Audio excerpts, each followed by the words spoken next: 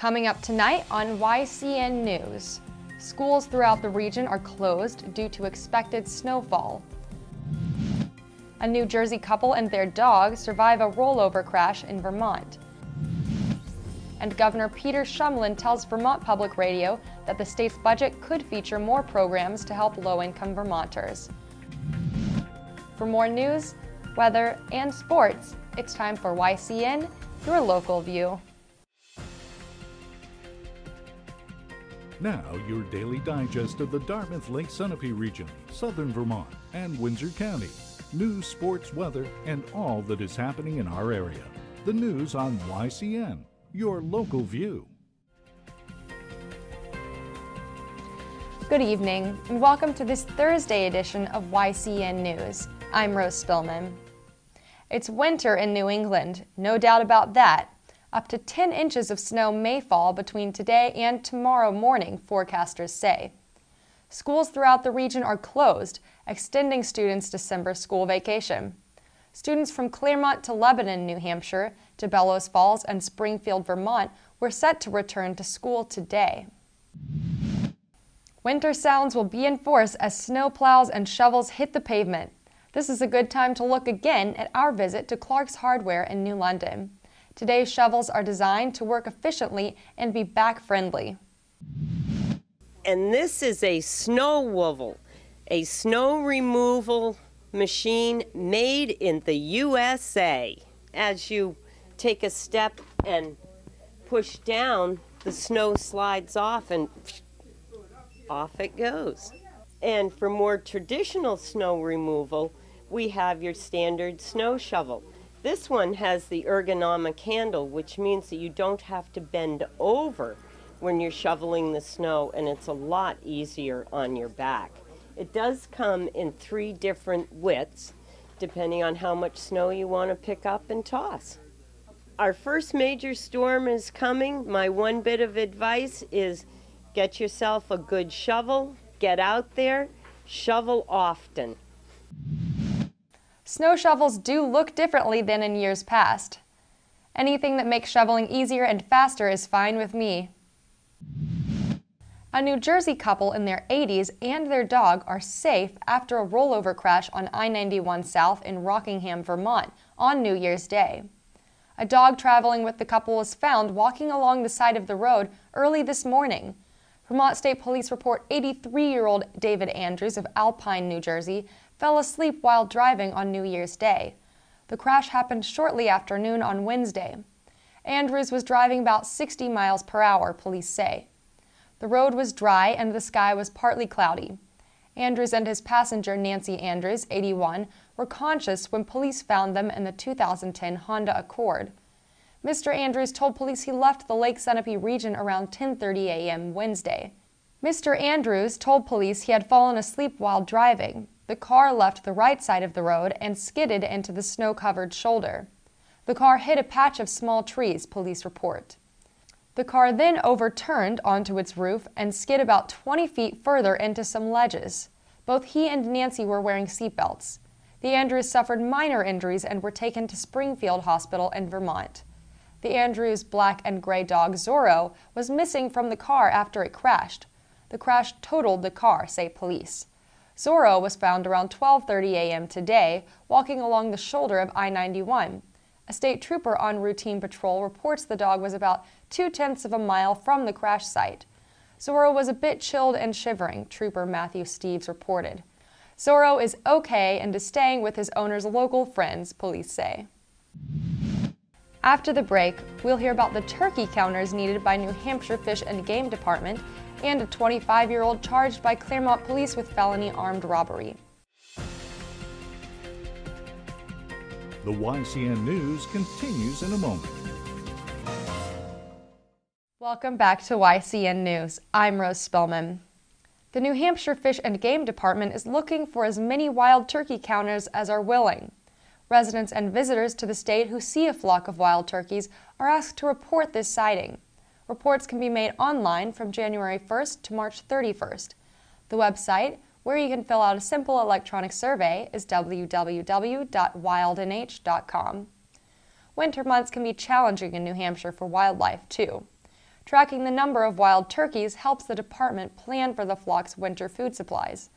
Turkey flock reporters are asked to note the number of birds, where they were seen, and what the turkeys were eating if possible. Wild turkeys gather in large, highly visible flocks, say Fish and Game leaders. The reporting system helps the state help the birds, says Fish and Game employee Ted Walski. Walski is the department's turkey project leader. Besides helping state wildlife biologists, tracking the birds' outdoor activities could bring a bright spot to a reporter's day. Fish and Game staff say the state's wild turkey population is a wildlife restoration success story. But by the mid-1800s, overhunting and land clearing wiped out flocks. In 1975, 25 wild turkeys were reintroduced into New Hampshire. About 45,000 wild turkeys now call New Hampshire home. To learn more about all things Fish and Game, check out the department's website. Its digital address is www.wildlife.statenh.us. As the congressional midterm elections approach, U.S. Senator Democrat Elizabeth Warren will share her political wealth. New Hampshire Public Radio reports Warren says she will use fundraising proceeds to help fellow Democrats win re-election.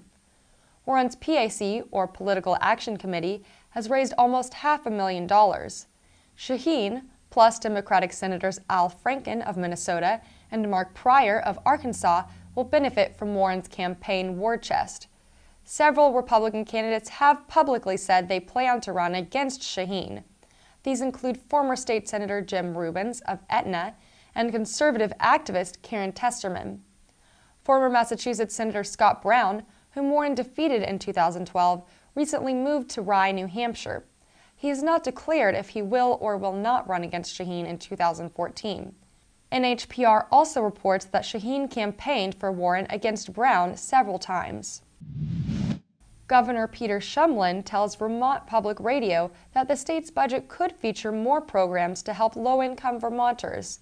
Federal cuts in programs to help the poor often mean state programs must fill the gap. The state budget will be released later this month.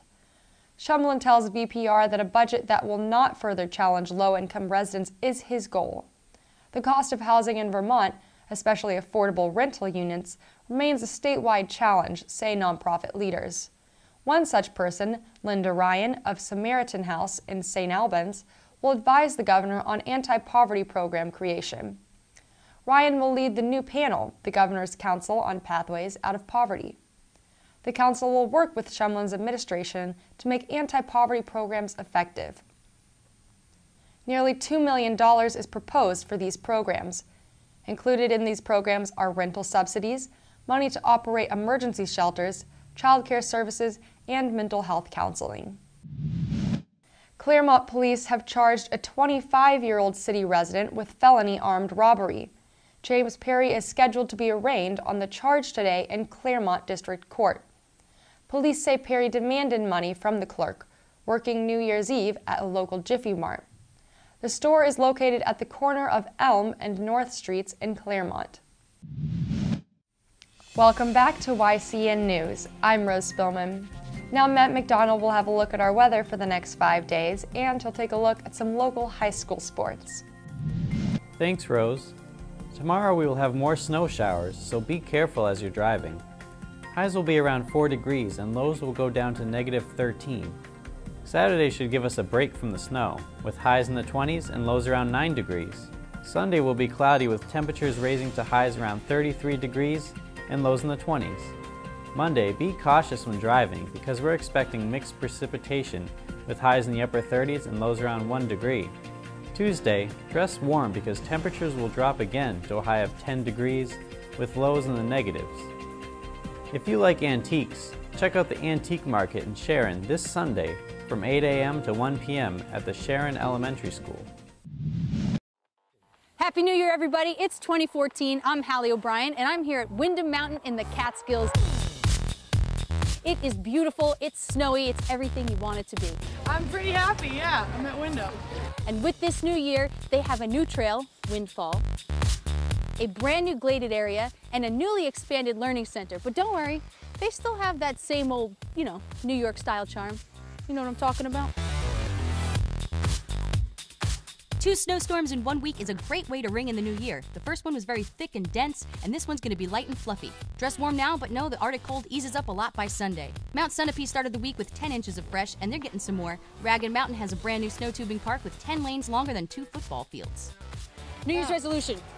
Ski more and drink more water. Ski more. That's it. New Year's resolution, and let me guess, it's ski more. New Year's resolution. Not to fall trying to jump. What? It's so easy. What? I don't know what you just said.